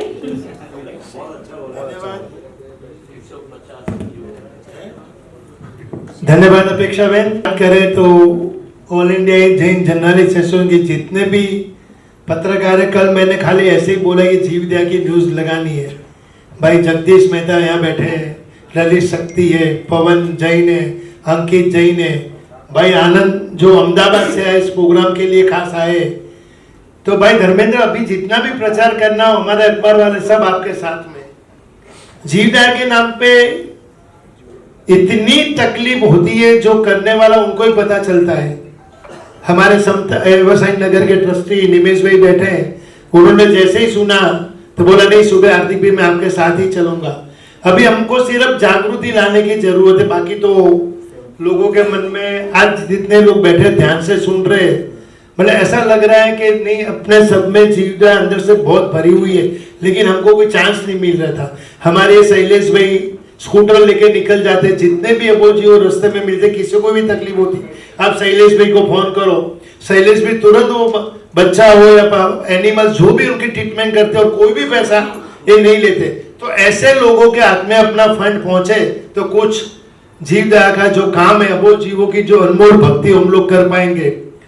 ऐसे ऐसे किस्से जब समाज के सामने आते और हमारे जीवदया प्रेमी जब उनके सामने लड़ते हैं, तब हम सोच नहीं सकते शायद हम वो सीन हमारे समाज आंखों के सामने पैदा कर देंगे। वो भाई कैसे लड़ा होगा। भाई भाविन गठानी से विनती, एक रुपया मंच पे पधारे। भाई भाविन एक जांबाज जीवदया का सिपाही है और वो जिस तरह से काम करता है अबोध जीवों के लिए, कैसी कैसी तकलीफें आती है भाई भाविन ने भी देखी है। लेकिन हम आज भाई भाविन गठानी से सुने। भाविन गठानी एक नाम ही ऐसा है, कैसा लगता है कि सामने कोई भी आ गया तो छू हो जाएगा। चलो भाविन गठानी से विनती, भाविन आप अपने विचार भी जरूर पेश करें। थैंक यू हार्दिक भाई, कुछ ज़्यादा बोल दिए। मैं सबसे पहले हार्दिक भाई को थैंक यू कहना चाहूँगा कि उसने कुछ ऐसा सोचा है कि ऐसे जीवदया प्रेमी को याद किया जाए जिनको भुला दिया गया है। वसंत गलिया एंड टीम यहाँ पे है, मैं चाहूँगा जोरदार तालियों से स्वागत किया जाए। ये वो टीम है जो 2000 से पहले से काम करती है। आपने एक हमारे देश को बचाने के लिए कुछ ऐसे सोल्जर्स हैं जिन्होंने अपनी जान दे दी, लेकिन कुछ ऐसे सोल्जर भी हैं जिनके ऊपर एक फिल्म बनी थी फॉरगॉटन हीरोज, जो हमारे देश के पाकिस्तान के अंदर घुस के वहाँ से हमारे कुछ सैनिकों को निकाल लाए, लेकिन वो खुद मर गए, उनको कभी याद नहीं किया गया। वैसे ही हमारे ये फील्ड के अंदर, एनिमल फील्ड के अंदर कुछ ऐसे फॉरगॉटन हीरोज है, वसंत गलिया एंड टीम जैसे, जिनको अभी के ज़माने में भुला दिया गया है। जो पुराने के लोग हैं वो याद रखते हैं हार्दिक भाई, लेकिन जो नई जनरेशन है उनको पता नहीं कि उन्होंने कितने जानवर बचाए हैं जिस वक्त पे कोई नहीं था। जैसे उन्होंने आर्य कॉलोनी का बात किया, कोई नहीं था। वसंत गलिया एंड टीम जहां देखो वहां से जानवर को, उनसे जो भी उनकी मैं तो उनको जानता हूं क्योंकि मैं उनके साथ में, मैंने वो वक्त में उनके साथ काम करता था। करीबन 2000 से मैं काम करता हूं। वो वक्त ऐसा था जब कांग्रेस का और एनसीपी का राज था, और जहां कांग्रेस और एनसीपी का राज होता है, आपको पता होगा कि वहां मुस्लिम लोगों का दबदबा होता है। ये मेरा पर्सनल एक्सपीरियंस है, मैंने खुद देखा है। आपको कोई पुलिस स्टेशन हेल्प नहीं करता, आपको कोई ऐसा लीगल काम उनके अगेंस्ट में आप करने जाओ, अगर वो इलीगल होता है तो आपको हेल्प नहीं मिलती है। मेरे टाइम पे भी ऐसा ही होता था। देवनार पशु वध गृह एशिया का लार्जेस्ट कत्ल खाना, जहां रोज के कम से कम 2000 के साल में मैं आपको बात करता हूं 5000 से ज्यादा बैल और बछड़े कटते थे पर डे के, और ये सारे हिंदुस्तान से आते थे देवनार में, जब हमारा देश बीफ एक्सपोर्ट्स में नंबर 1 था, भारत का सबसे ज्यादा निर्यात करने वाला देश, और ये सारा होता था कांग्रेस के राज में। स्टार्टिंग में हमने कोशिश की थी कुछ गाड़ियां पकड़ने की, लेकिन हमको सफलता नहीं मिली क्योंकि पुलिस हेल्प नहीं करती थी हमको। जब भी हम जाते थे तो हमको डरा दिया जाता था कि ऐसा नहीं होता है, आप हमको कंप्लेंट दे दो, हम एक्शन लेंगे। लेकिन उसके बाद हमें मेनका गांधी जी का सपोर्ट मिला। मेनका गांधी जी को पता चला कि एक लड़का है जो मुंबई के अंदर काम करता है लेकिन उसको हेल्प नहीं मिलती। मैं उससे पर्सनल जाके मिला और मैंने मेरी बात बताई। तब उन्होंने मुझे एक इंश्योरेंस दिया कि भाविन, जब भी आप ऐसा कोई काम करते हो, आपको हेल्प ना मिले, आप मुझे कॉल कर देना। हमने शुरुआत की मुंबई के देवनार स्लॉटर हाउस में आने वाली गाड़ियों को रोकने की। वहाँ भी हमारा पुलिस के साथ वही पंगा होता था, हेल्प नहीं करते थे। तो हमने फर्स्ट टाइम मैडम को फ़ोन किया। मैडम ने तुरंत ही मुंबई पुलिस कमिश्नर को कॉल किया कि हमारा ये बच्चा है, लीगल है, अच्छा तरीके से काम करता है, इलीगल एक्टिविटी में आप उसको हेल्प कर दो। पुलिस कमिश्नर ने वो पुलिस स्टेशन को आदेश दिया कि जब भी ये लड़का आए, आप जो भी लीगल गाड़ी है उसके ऊपर कार्रवाई करो, और हमारा काम वहाँ से स्टार्ट हुआ। जब भी हम ये काम करते थे, देवनार, मैं आपको बताऊं, मुंबई के घाटकोपर के पास गोंडी करके एरिया है, जहाँ बहुत बड़ी तादाद में जानवरों का स्लॉटर होता है, लीगल इलीगल दोनों। जब हमको ये पता चला तब हम देवनार में गए। हमने देखा बहुत ही वर्स्ट कंडीशन थी कि कोई एक आम इंसान या आम हार्ट वाला आदमी देख नहीं सकता। तब हमें प्रेरणा मिली कि अब हम इनके लिए लड़ेंगे, जो भी होगा। हमने शुरुआत की वहाँ पर गाड़ी पकड़ने की, लेकिन गाड़ी पकड़ने से पहले हम वहाँ के डीसीपी को मिलते थे, उनको बताते थे कि सर ये गाड़ी आने वाली है। डीसीपी हमें स्पेशल टीम देता था और वो टीम के माध्यम से हम ये गाड़ी पकड़ते थे। जब भी ये गाड़ी हम पकड़ते थे, उसके 3-4 दिन बाद हमारे घर पे, मेरे घर पे एक पुलिस वाला आता था कि भाविन भाई, ये आपके ऊपर एक केस दाखिल हुआ है। मैंने बोला सर मेरे ऊपर कौन सा देख? बोला सर आपकी ये गाड़ी आपकी है, आपके नाम की है। हमने बोला हाँ। बोला आपने आपकी गाड़ी से 2 आदमी को उड़ा दिया है, वो हॉस्पिटल में सीरियस कंडीशन पे है, और उन्होंने आपकी गाड़ी का नंबर दिया, वो आपकी गाड़ी ये है। मुझे सुबह सुबह उनके साथ जाना पड़ता था और मैं तुरंत ही वहाँ के डीसीपी को फ़ोन करता था, सर मैंने कोई एक्सीडेंट किया नहीं है और ये फॉल्स केस हमारे ऊपर डाला गया है। तुरंत ही डीसीपी आदेश देता था कि उनका आप स्टेटमेंट ले लो और फिर इन्वेस्टिगेशन करना, अभी उनको आप अरेस्ट मत करना, और उसके बाद हम आगे की कार्रवाई करेंगे। ऐसे काफ़ी सारे केसेस हमारे ऊपर होते थे। हर 15 दिन 1 महीने के अंदर सुबह 8 बजता था, पुलिस वाले हमारे घर पे आते थे। भाविन भाई? बोला हाँ। बोला सर आपके ऊपर चेन स्नेचिंग का केस बना है। मैंने बोला चेन स्नेचिंग? बोला हाँ, आपने ये गाड़ी पकड़ी थी ना, तो उसका चेन छीन लिया था, उसके पैसे ले लिए थे। फिर सुबह सुबह हम उसके साथ जाते थे। तुरंत वापस हम डीसीपी को फ़ोन करते थे, सर ये वापस हमारे घर पे आ गए। अब बोलते आपने चेन स्नेचिंग की है। फिर वापस वो पुलिस को फ़ोन करते थे कि भाई उसका स्टेटमेंट ले लो, उसको जाने दो। और आप मानेंगे नहीं, ये करीबन मेरे ऊपर 12 से 13 ऐसे केस रजिस्टर हुए। कुछ बार हमारे ऊपर एक्सटॉर्शन के केस डाल देते थे कि आपने फ़ोन के ऊपर पैसे मांगे। फिर वापस हम पुलिस को फ़ोन करते थे, सर आज मेरे को अरुण गौड़ी का आदमी बताया ये लोग ने कि मैंने फ़ोन के ऊपर अरुण गौड़ी का काम किया है। वो डीसीपी खुश हंसता था। फिर पुलिस स्टेशन को बोलता था कि भाई काम करो, स्टेटमेंट लो, इसको जाने दो। आज तक मेरे ऊपर जितने भी केस रजिस्टर हुए, पुलिस ने सारे केस 20 नंबरी किए। सर आपको पता होगा 20 नंबरी क्या होता है? 20 नंबरी होता है जब कोई केस झूठा दाखिल करता है, पुलिस इन्वेस्टिगेशन करके पता करती है कि ये केस पूरा गलत है क्योंकि वो आदमी वो जगह पे था ही नहीं, और वो फरियादी के ऊपर केस रजिस्टर करके उसको कोर्ट में रजू करता है। तो ऐसी काफ़ी सारी दिक्कतें हमारे पास आई। करीबन 637 से ज़्यादा केसेस मैंने रजिस्टर किए हैं, जिसमें मैंने गुजरात स्टेट, तेलंगाना स्टेट, राजस्थान और महाराष्ट्र, ये जगह पर हमने कार्रवाई की है। और जब हम कार्रवाई करते थे तो उसके अंदर एक ऐसा वाकया हुआ, मैं आपको बताना चाहूँगा कि एक बार हम बकरीद के टाइम पे देवना स्लॉटर हाउस के बाहर हमने फील्डिंग लगाई थी और हमारे पास स्पेशल टीम दी गई थी। स्पेशल टीम के अंदर हमारे पास वो हमें दूसरे पुलिस स्टेशन की टीम देते थे। जो पुलिस स्टेशन की हद होती है उसकी टीम हमको नहीं देते थे, क्योंकि मैं पुलिस को बताता था सर अगर इसको बताएंगे तो गाड़ी कभी मिलेगी नहीं हमको। तो वो डीसीपी हमको अलग स्पेशल टीम देता था और वो हम उनकी गाड़ियाँ पकड़ के हेल्प करते थे। जिसमें एक बार हमने जब हमारी गाड़ी रुकाई, वो कसाईयों की गाड़ी रुकाई, तो हमारा एक आदमी वो गाड़ी के अंदर चढ़ गया कि भाई क्या है, और वो पुलिस ने के सामने वो बैरिकेड तोड़ के हमारे आदमी को लेके गई। उसने सारे बैरिकेड तोड़ दिए और वो गाड़ी देवनार में चली गई। अब वो हमारा जो नया लड़का था, बहुत करीबन 3-4 दिन हुआ आया था, अब वो बेचारा डर गया। वो हमें फ़ोन करके बताता सर ये लोग मेरे को मार डालेंगे, आप कुछ भी करो। हमने पुलिस की उसके पीछे आजू बाजू पुलिस स्टेशन की 12 बार रेस लगाई, लेकिन वो जो गाड़ी थी वो रुकी नहीं और सीधा देवनार के अंदर जाके रुकी। 12 पुलिस की वायरलेस, लास्ट में वो गाड़ी को देवनार के अंदर से ले आई, हमारे वो आदमी को ले आई और फिर हमने केस रजिस्टर किया। वो गाड़ी के अंदर 38 बछड़े थे, जिसमें से 32 बछड़े मर गए। बहुत खराब हालत होती थी।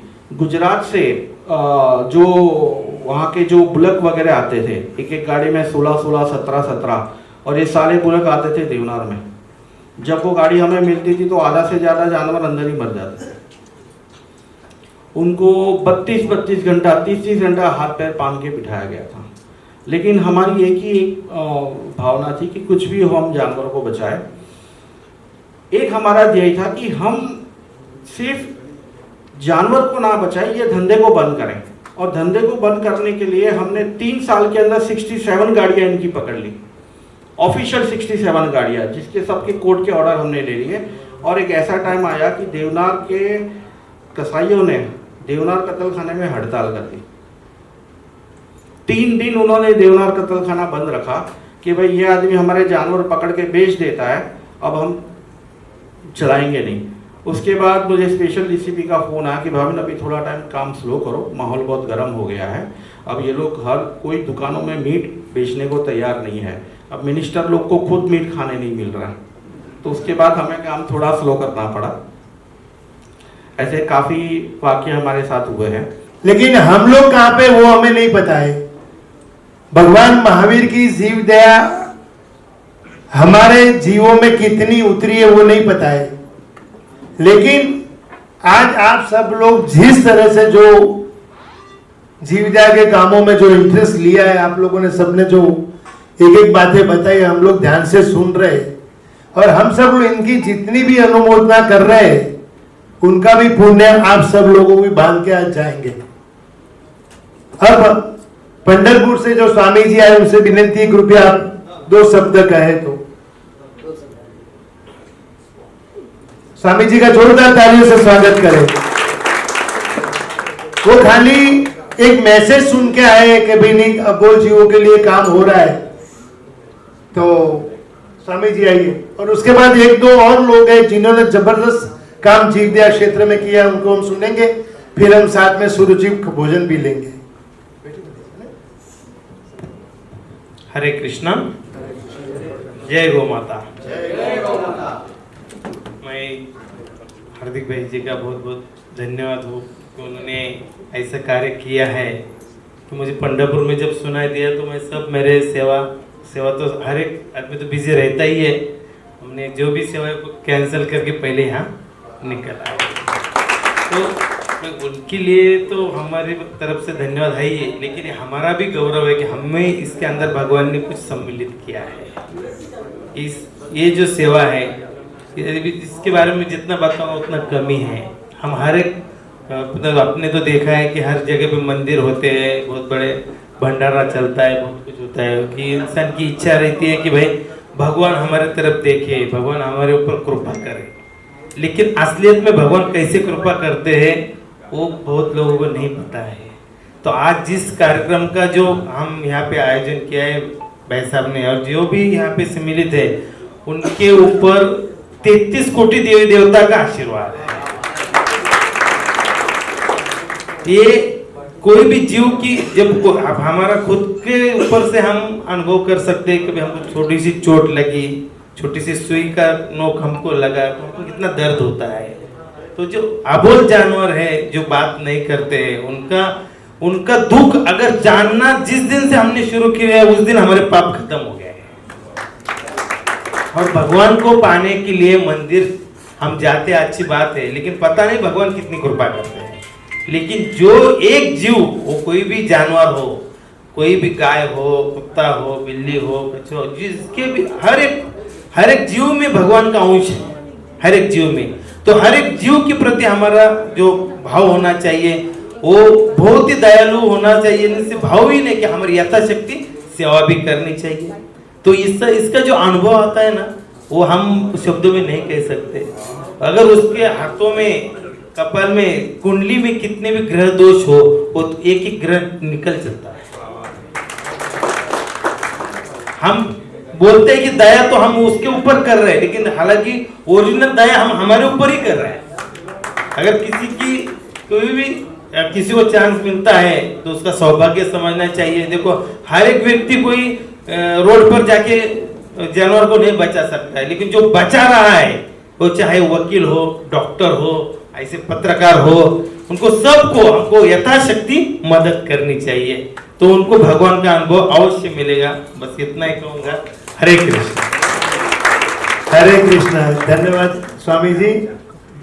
नवीन जी नाहर, अभी थोड़े दिन पहले घटना घट गई कि रात को 3 बजे जो मंदिर खुला है हमने अंधेरी वाला, आज 85 साल की उम्र के इंसान 5 बजे मेरे साथ चले थे और रात को 5 बजे वापस निकले। हमने खाली सिर्फ एक खाकरा और चाय किया और हमारा भगवान के दरबार में 24 हो गया। और सुबह 5 बजे जब 3 बजे जब दरवाजा खुला, वो जो जैन शासन की जो भक्ति लोगों के अंदर हमने देखी है, उसके बाद हमको ये कि नॉलेज आया कि जो जो मंदिर जहां जहां बने यदि वो संघ के नाम पे रजिस्टर नहीं है तो जल्दी से जल्दी पहले संघ के नाम पे करे। नहीं तो 50 साल के बाद ये बिल्डर खड़ा हो गया कि जगह मेरी है। भगवान का मतलब 3 दिन तक ताला रहा, ना पूजा, ना बख्शा, ना आरती, ना दिया। लेकिन नीलेश मुनि जी करके एक संत वहां उग्र विहार करके डोंगरी से आए, तो करीबन 100 पुलिस वाले जहां खड़े थे और वो 5 साल की उम्र में दीक्षा लेने वाला मराठी संत बोले, माझा दादा का मंदिर खुला पाइजे। और हथौड़ा लेके तोड़ के निकल के, तोड़ो ये मंदिर, ताला वाला कुछ नहीं, तोड़ दो, मेरा मंदिर दादा का खुला पाइजे। जो खुमारी उनमें देखी, पर एक 85 साल के नवीन जी नाहर खुद पूरी रात हमारे साथ रहे थे।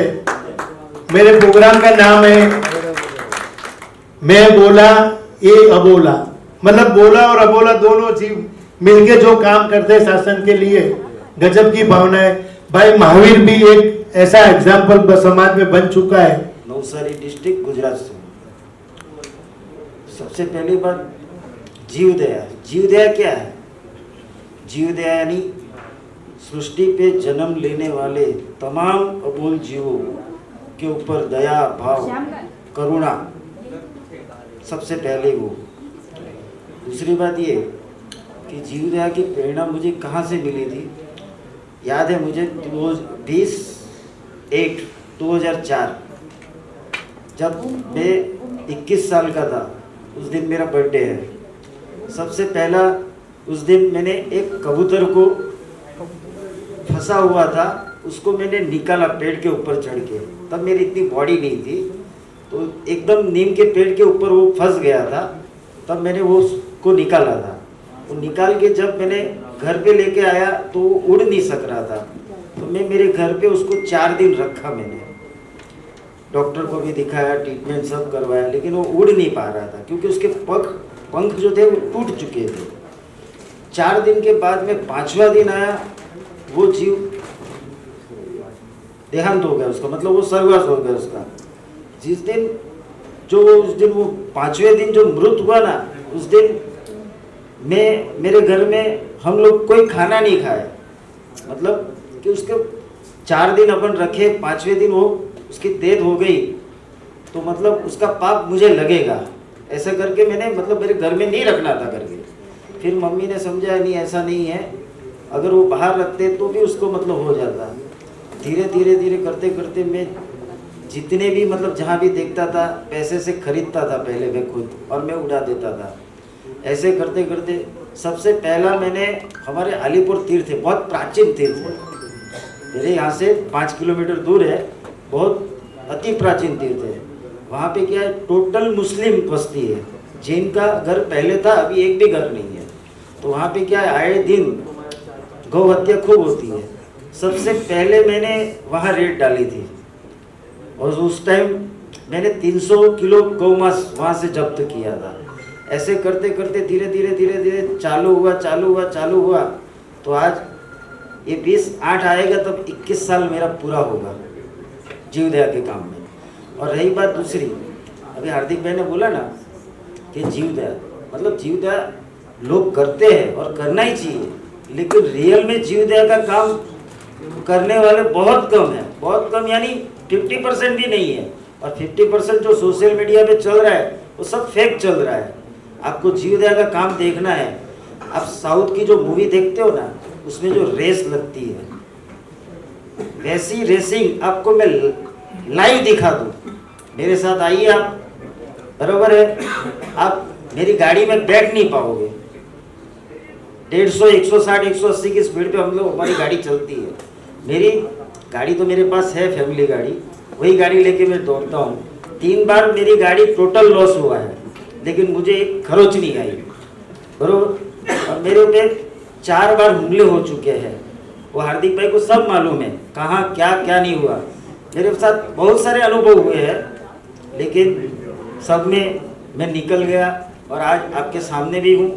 और रही बात दूसरी, आज जीवदया के अंदर क्या होता है मालूम है, जैसे कि अभी आप ही हो, आप आपकी शक्ति अनुसार आप जीवदया में मान लो 50,000 लाख रुपया आप लगा रहे हो, ये भाई साहब 2 दे रहे, वो 3 दे रहे, हार्दिक भाई 5 दे रहे। आपको क्या लग रहा है, आपका पैसा पूरा जीवदया में जा रहा है? गलत बात, आपका पैसा जीवदया में नहीं जा रहा है। आप जीवदया में जो पैसा दे रहे हो ना, ऐसे व्यक्ति को पैसा दीजिए, ऐसे संस्था को पैसा दीजिए कि आपका दिया हुआ पूरा का पूरा पैसा जीवदया में जाए।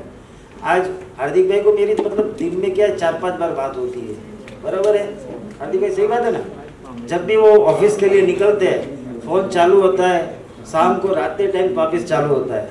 जब भी मैं कुछ करता हूँ कि मैं कुछ भी टूटता हूँ, तब हार्दिक भाई को फ़ोन लगाता हूँ। हार्दिक भाई मुझे इतना मोटिवेशन करते हैं, इतना मुझे करते हैं कि मैं वापस तुरंत खड़ा हो जाता हूँ। एक सलाह लेता हूँ उनकी, क्या करना चाहिए क्या नहीं करना चाहिए। मुझे कई बार अलग अलग संस्था से गाड़ी देने की मुझे ऑफर आई, बरोबर है, मैंने गाड़ी नहीं लिया। क्यों नहीं लिया? क्योंकि उस संस्था वाले क्या कर रहे थे, मैं गाड़ी खुद जाऊँगा पकड़ने मेरी टीम के साथ, मैं पकड़ के लेके आऊँगा, उसको वीडियो बना के दो, उसको फोटो बना के दो। फिर वो संस्था वाले क्या करते, आगे वही फोटो आगे वायरल करेंगे अपने नाम से। मेरे को तो 1 गाड़ी दे रहे हैं और वो 4 गाड़ी के पैसा ले रहे हैं। वो काम मुझे नहीं करना है, इसीलिए आज दिन तक मैंने किसी से पैसा भी नहीं लिया है। हार्दिक भाई साक्षी है उसके लिए। आप पैसा दे के छूट जाओगे, बराबर है, लेकिन आपका पैसा रियल जीवदया में नहीं जाता। आपका पैसा संस्था वाले जाते हैं कसाई के पास, उसको बोलेंगे कितना जीव है, उसको मालूम है कि ये जैन मारवाड़ी है, इन लोगों के पास बहुत पैसा है, तो वो 10,000 की जगह आपका 15,000 20,000 बताता है, और वो लोग खरीद के उनको मजबूत कर रहे हैं। तो आपको जैसे 2 हाथ जोड़ के हम विनती करते हैं कि आप सही लोगों को सपोर्ट कीजिए। हमें ये नहीं है कि आप देखो क्या होता है, जैसे कि है ना अलग अलग काम करने वाले फील्ड में है। जैसे शैलेश भाई को मैं बहुत पहले से जानता हूँ, ये भी बहुत अच्छा काम करते हैं, जगह जगह बिल्ली डॉग स्क्वाड सब जगह जगह जाके जो ट्रीटमेंट करते हैं, तो ऐसे लोगों को सपोर्ट कीजिए। तो मतलब आप जैसे सपोर्ट करोगे तो वो क्या है, काम करके 2 से 4 कॉल ज़्यादा अटेंड करेंगे। धन्यवाद भाई महावीर। आज हमारे बीच में स्नेहा विसारिया भी आई है। Thank you for inviting me here. Hindi, Gujarati, કઈ બી જીવદયા બધી ગુજરાતી કોઈ ભાષા નથી। હું તમને બ્રીફ ઇન્ટ્રોડક્શન આપું છું કે મારું આ એક આઈ was a corporate woman all my life, અને એક ટર્નિંગ પોઈન્ટ આવ્યું અને હું લાસ્ટ 10 વર્ષથી જીવદયામાં આવી છું। કુદરતી બધું છે બધું, અને મેં એક ડોગ અડોપ્ટ કર્યો SPCA જે આપણી એનિમલ હોસ્પિટલ છે ત્યાંથી, અને એ જ્યારે મારા લાઈફમાં આવ્યો that was my turning point, અને મને જીવો માટે આ જે લાગણીઓ ઊભી થઈ, તો એ that was the turning point. પછી જે લોકડાઉન આવ્યો, લોકડાઉનમાં પણ મને ઘણા બધા કોલ આવ્યા, કેમ કે I was a very famous feeder in Fort area, Fountain, Ballard Estate, પછી બોમ્બે સ્ટોક એક્સચેન્જ, અને ઘણું બધું ત્યાં almost 40-50 dogs I use to feed. અને લોકડાઉનમાં પછી 150 કેટ્સ થઈ ગઈ। મને કેટ્સનું બી આવવા માંડ્યું કે ત્યાં કેટ્સ ભૂખી રહી છે, કેમ કે લોકડાઉનમાં માણસો માટે બધા આવ્યા પણ જાનવરો માટે કોઈ આવતું નહીં હતું। તો અમે લોકો એટલે હું એક્ટિવા પર જતી હતી, 7 કલાક મને લાગતા હતા, હું બધા ડોગ્સને કેટ્સને ફીડ કરતી હતી રાતના, સ્પેશિયલ પોલીસની પરમિશન લઈને। ઓકે, આ બધું એ પછી હવે એક રૂટીન થઈ ગયું, this is a part and parcel of my life, કે હું હવે આ જીવદયામાં ઘૂસી ગઈ છું। હવે ટ્રીટમેન્ટ કેસીસ આવે, રેસ્ક્યુ કેસીસ આવે, રાતના હોસ્પિટલાઇઝેશન, એક્સિડન્ટ કેસ આવે, અને થોડા FIR માટે પણ કે પોલીસ અમારું માનતી નથી, અમારા FIR માટે હેલ્પ કરો, કે પ્રોસિજર શું છે, લો શું છે, એ બધું બી અમને જાણકારી। તો હું રાતે પોલીસ સ્ટેશન અમે લોકો જાય, અને જે બી કેસ હોય એ બધા લો અમને સમજાવવા પડે પોલીસવાળાને કે ભાઈ આ લો છે અને આના બેસિસ પર FIR કરવાની છે। તો વી યુઝ ટુ ગો, રાતભર અમે બેસ્યા છે પોલીસ સ્ટેશનમાં અને મેક શ્યોર કર્યું છે કે FIR થાય। તો એ બધું પણ એના માટે થોડું આપણને બી ઇન્ટરેસ્ટ લેવું પડે, કેમ કે just feeder is not important, law બી શીખવું પડશે। ભલે આપણે લો શીખ્યા નથી પણ 4-5 લો જરા આવડવા જોઈએ। હવે હમણાં લેટેસ્ટ મુદ્દો જે હમણાં ચાલુ છે એ પિજન્સનો છે। બધાને ખબર છે કે કેવી રીતે BMC, કેવી રીતે પોલીસ, કેવી રીતે બીજા બધા પાર્ટી છે, ઓલ ધ પાર્ટીઝ, BJP હોય કે મનસી હોય, વોટ એવર, આ લોકો કેવી રીતે જોર જબરજસ્તીથી કબૂતરખાના તોડવા માંગે છે। 100 વર્ષ જૂના કબૂતરખાના જે છે એ લોકો ઇલીગલી તોડવા માંગે છે। એ લોકોને હવે આ બધું જે ડિઝીઝનું, ફ્રેન્કલી કહું છું તમને, અમે લોકોએ બહુ રિસર્ચ કર્યું છે, બહુ સ્ટડીઝ કરી છે। મને કહું પહેલાં કબૂતર કેટલા ટાઈમથી આપણા સાથે છે, આઈ થિંક 100 યર્સ તો છે જ। આપણા પરદાદાથી આપણા નાના નાના બચ્ચાઓ હતા આપણે ત્યારે દાદાજી આપણને લઈ જતા હતા અને ચણ ખવડાવતા હતા, બરાબર। આજે પણ આપણે એ કરી રહ્યા છે આપણું જનરેશન, અને કોઈને કાંઈ બીમારીઓ નથી થઈ।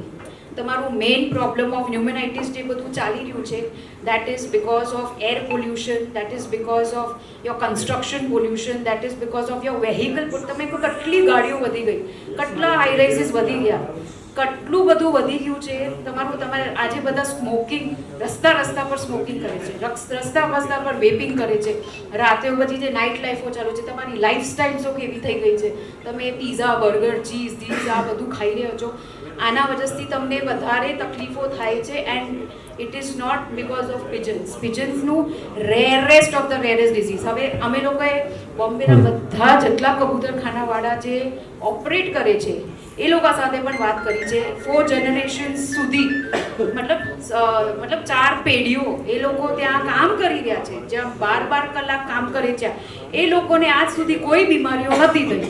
અને આ લોકો જે તમે સિર્ફ ચણ રાખવા આવ્યા ને તમને બીમારીઓ થઈ જશે, એવું ન હોય।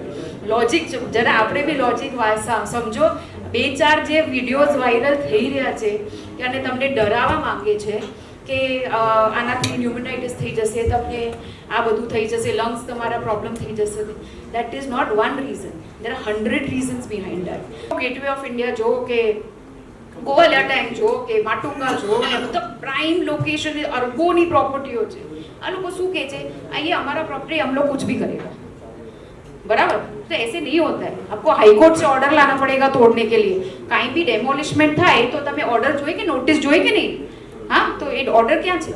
नहीं. सिर्फ ऊपर से ऑर्डर आया, ऊपर वो भगवान हवा से ही ऑर्डर आ रहे हैं इनके. तो हम लोग भी क्वेश्चन कर रहे हैं, आप भी क्वेश्चन करो, ये ऑर्डर कहाँ है? लिखित दिखाओ, ऑर्डर दिखाओ, क्योंकि ये लोग ऐसे नहीं बोल सकते. वर्बल ऑर्डर मतलब क्या है? I don't know. I don't believe in verbal orders. They don't have high court orders. The resolutions are not passed in BMC or મંત્રાલય. અમે લોકો ત્યાં પણ ફોન કર્યું કે રેઝોલ્યુશન્સ ક્યાં છે? તો એ લોકો કીધું અમારે ऐसा कोई रेजोल्यूशन आया नहीं है. અને ત્યાં એક જણની કોઈ મામી મરી ગઈ, એના વજહથી એને રિવેન્જમાં બધા કબૂતરખાના બંધ કરવા છે. એમ ન થાય તો પછી તમે રસ્તા પર આટલા વર્ષથી પોટહોલ્સ છે, એમાં કેટલા એક્સિડન્ટ, રોડ એક્સિડન્ટમાં કેટલા જણ મર્યા છે, આપણા કેટલા જણ મર્યા છે, તો તમે શું બીએમસી બંધ કરાવી નાખી? હા, વેહિકલ્સ બંધ કરાવી નાખ્યા રસ્તાના. આજે પણ બધા વેહિકલ્સ ચાલુ જ છે ને. આટલી મોતો થાય છે વર્ષમાં, લાખ મોતો થાય છે, તો પછી આ બધું ચાલુ કેમ છે? So everything has a pro and con. તો હું બસ રિક્વેસ્ટ કરું છું આપણે બધા એકજૂટ થાય. હું એક બહુ નાની સંસ્થા છું. I have just started 3-4 years back. But મને બહુ મેં લાઈવ જોયા છે કબૂતરને કૂચલતા, મરતા. એ લોકો મતલબ બિકોઝ ખાધું નથી તો શક્તિ નથી, ઉડી ન શકતા, ને જે રીતે બધી ગાડી આવીને ક્રેશ કરે છે એ લોકોને. આઈ મીન મારું તો બહુ જીવ વળે છે. તો હું રિક્વેસ્ટ કરું છું બધાને કે પ્લીઝ તમારી જે જીવદયા જે છે એ જિંદા રાખો. અને પ્લીઝ એકજૂટ થઈને અમે જો કોર્ટમાં તો જઈ જ રહ્યા છે, આઈ એમ ટેલિંગ યુ ફ્રેન્કલી. પણ અમને થોડુંક ફંડિંગનું પ્રોબ્લેમ છે. એ હું તમને જે બી છે, આઈ એમ વેરી ટ્રાન્સપરન્ટ. અમે લોકો અલગ અકાઉન્ટ બનાવશું, બધું વર્જનું કરશું અને વી કેન જોઈન ટુગેધર. અને સેકન્ડ, ચનાવાલા જેટલા બી ચનાવાલા છે એ લોકોને બી એ લોકો લિટરલી ધમકીઓ આપે છે, પોલીસ સ્ટેશનમાં બોલાવે છે કે ભાઈ તું ઇધર ખાના ખિલાને કા નહીં, તમારા જો બી ધંધા है, તમારું જે બી વેપાર છે, કોઈ ડાયમંડ વાળા છે, કોઈ જ્વેલર છે, કોઈ કન્સ્ટ્રક્શન વાળા છે, કોઈ કપડા વાળા છે, કાલે આવીને બીએમસી કહેશે કે કल तुम्हारा कपड़े का धंधा बंद करो, इससे पोल्यूशन होता है, इससे बीमारी होता है, तुम बंद करशो? आ શું દાદાગીરી? This is not the way. No, એ લોકોનો બી આપણે એ લોકો બી પૈસા ભરે છે, એ લોકો બી ટેક્સ ભરે છે, એ લોકો બી લાઇસન્સ માટે શોપ દુકાનો લઈને બેઠા છે, ને અચાનક આ લોકોને બોલાવીને આવી ધમકાવી રહ્યા છે. જે ફીડિંગ કરવા જાય છે એ લોકોને પણ ધમકાવી રહ્યા છે कि भाई इधर खाना खिलाने का नहीं, ऊपर से ऑर्डर है. भाई ऐसे नहीं होता. हम लोग तो जो भी है, I mean we have the guts to talk to them and tell them कि सुनने की जैसे हम लोग कोई आग मतलब कोई सुसु करने भी बाहर नहीं गए, तो आपकी जीवदया को लाख नमन है. और जो भी जीवदया प्रेमी आए उनको भी लाख नमन है. आपने 2 घंटे का जो टाइम निकाला और एक पुण्यानुबंधी पुण्य बांधने का एक अनमोल अवसर हमें मिला है. हम लोगों ने कई अवार्ड किए, कैसे हीरो हीरोइन को अवार्ड दिया, लेकिन आज ये देख के लगता है सब जीरो है. हम ऐसे कार्यक्रम लोक जागृति के करते रहेंगे. धर्मेंद्र भूपानी, भाविन कठानी की जो भी महावीर सिद्धि जो भी पारस होनी, हम लोग उनकी बातें सुन के जो भी जीवदया के लिए सेवा होगी हम करेंगे. मतलब राजी आएंगे अभी तो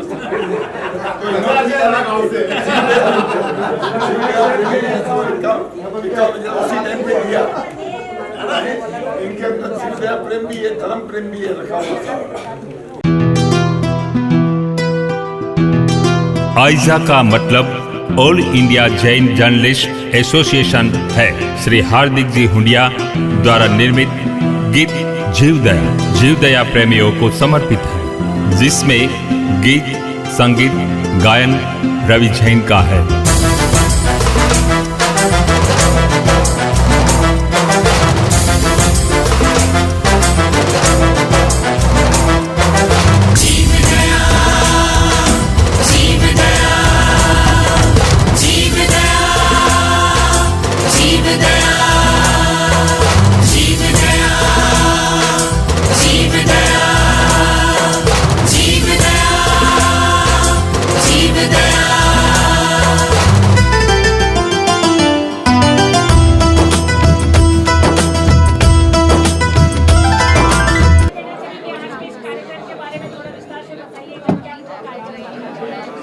देश मटन एक्सपोर्ट पे तीसरे स्थान पर है.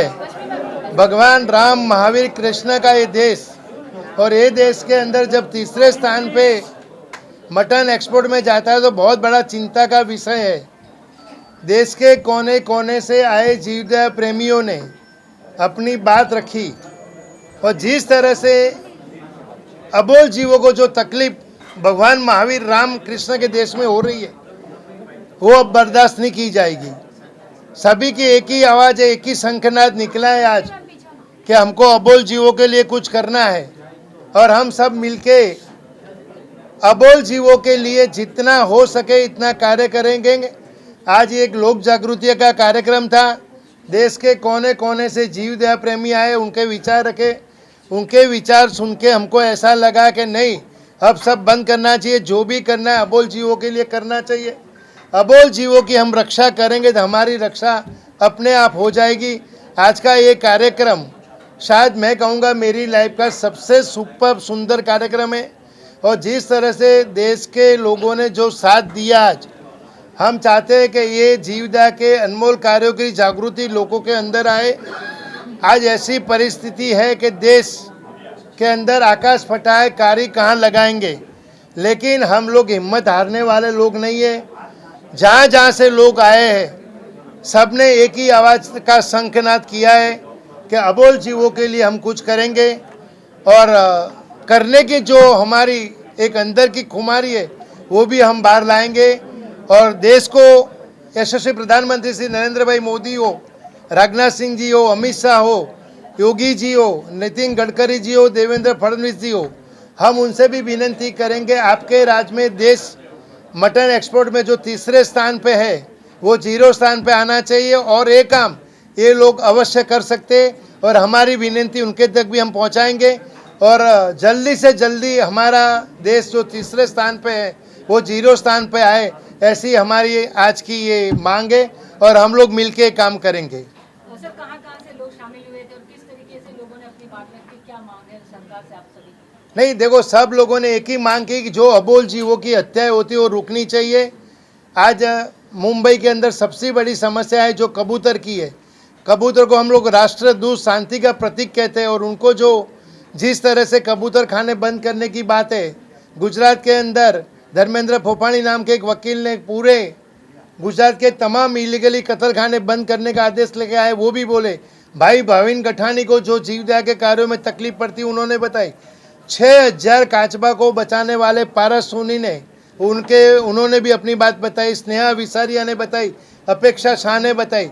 तो जैसे जैसे जीवदया प्रेमी है, भाई महावीर सीसीमाल जब रोड के ऊपर जीवदया के कार्यों के लिए जाता उनको क्या तकलीफ पड़ती, ये सभी तकलीफों का निवारण सरकार करे और अबोल जीवों को साथ दे, यही हमारी सबसे बड़ी मांग है। सर मैसेज क्या देना चाहेंगे लोगों को? मैसेज यही देना चाहेंगे कि अबोल जीवों की रक्षा करो, अपनी रक्षा अपने आप हो जाएगी। धन्यवाद। जीव दया